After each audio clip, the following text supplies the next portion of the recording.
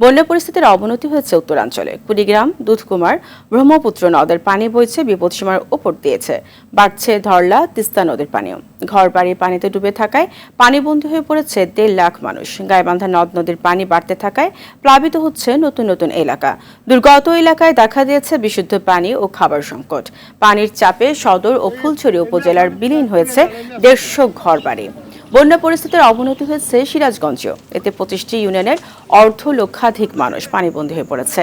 বগুড়ায় যমুনা নদীর পানি বইছে বিপদসীমার ৫৮ সেন্টিমিটার উপর দিয়ে। রাস্তা ভেঙে সারিয়াকান্দিতে প্লাবিত হয়েছে একটি গ্রাম। টাঙ্গাইলে পানিবন্দী হয়ে পড়েছে ৫টি উপজেলার ২০,০০০ মানুষ। সুনামগঞ্জে টানা ৩ সপ্তাহ ধরে পানিবন্দী আছেন ৫ লাখ মানুষ। মৌলভীবাজারে হাকালুকি হাওর তীরবর্তী ৪টি উপজেলায় বন্যা জলাবদ্ধতায় রূপ নিয়েছে। তবে পরিস্থিতির উন্নতি হয়েছে সিলেটে। বৃষ্টির কারণে আগামী ৩ থেকে ৪ দিন আরো দ্রুত গতিতে পানি বৃদ্ধি পেতে পারে। ঘর দুয়ারে পানি, আমরা ঘরের মধ্যে কোন অবস্থায় রয়েছি তার উদ্দেশ্যে আর কপাতে রাস্তাঘাটে বাড়ির মধ্যে ঘরের মধ্যে পানি। আমার পানিটা না হলে এত কষ্ট হইতো না, খাওয়ারও কষ্ট হতো না, সবকিছুরও কষ্ট হইতো না। এই পানিটার কারণেই কষ্ট বেশি। থাকার মতো জায়গা নাই, রান্না বান্নার জায়গা নাই। এই মুহূর্তে টাঙ্গাইল থেকে সরাসরি যুক্ত হচ্ছেন সহকর্মী কামাল হোসেন। কামাল, যমুনায় পানি বাড়ায় এলাকার কি পরিস্থিতি দেখছেন? মানুষের দুর্ভোগ কমাতে সরকারি বা বেসরকারি কি কি উদ্যোগের নেওয়া হয়েছে সেই বিষয়ে জানাবেন।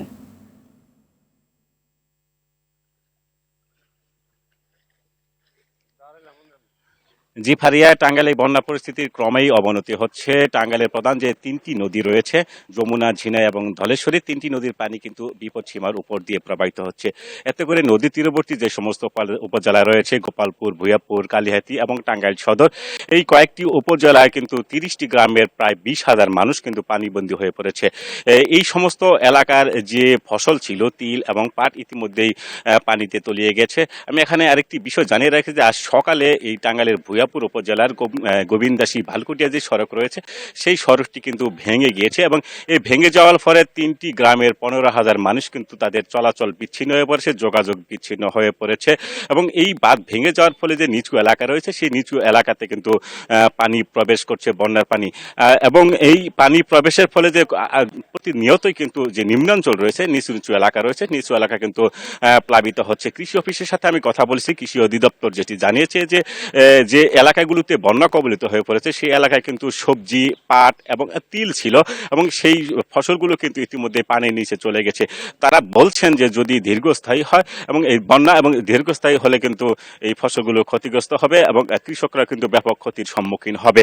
তবে আমি কথা বলেছি জেলা প্রশাসনের সাথে, তারা যেটি বলছেন যে বন্যার কিন্তু তারা প্রস্তুতি নিয়ে রেখেছেন এবং উপজেলা প্রশাসনকে তারা নির্দেশ দিয়েছেন যে সমস্ত এলাকায় ক্ষতিগ্রস্ত হচ্ছে, মানুষজনের দুর্ভোগ বেড়েছে, মানুষ কষ্টে আছে, সেই সমস্ত মানুষজনের কিন্তু তালিকা তৈরি করা হচ্ছে।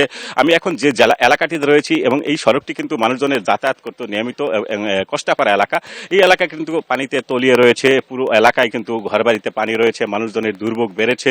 লোকজন কিন্তু সেই শুকনো খাবারের কিন্তু সংকট দেখা দিয়েছে। এখানে যে টিউবওয়েলগুলো ছিল, সেই টিউবওয়েলও কিন্তু তলিয়ে গেছে। মোট কথা বিশুদ্ধ পানিরও কিন্তু একটি সংকট দেখা দিয়েছে। তবে প্রশাসনের পক্ষ থেকে যেটি বলা হচ্ছে, তারা ঠিক প্রতিনিয়তই নজরদারিতে রেখেছেন। যে সমস্ত এলাকা মানুষজন পানিবন্দী হয়ে পড়ছেন বা ক্ষতিগ্রস্ত হচ্ছেন, তাদের কিন্তু নজরদারি রেখেছেন। এছাড়া আমি আরেকটি বিষয় জানিয়ে রাখি যে এই পানি বৃদ্ধির ফলে টাঙ্গাইলের বেশ কয়েকটি উপজেলায় কিন্তু ইতিমধ্যেই ব্যাপক ভাঙন দেখা দিয়েছে এবং ভাঙনে কিন্তু প্রতিনিয়তই লোকজন গৃহহীন হচ্ছে। তবে এই ভাঙন ঠেকানোর জন্য পানি উন্নয়ন বোর্ডের সাথে আমি কথা বলি, তারা যেটি বলছেন যে তারা জিও ব্যাগ ফেলছেন এবং ভাঙন ঠেকানোর জন্য কিন্তু তারা চেষ্টা চালিয়ে যাচ্ছেন। ফারিয়া। কামাল, আপনাকে ধন্যবাদ।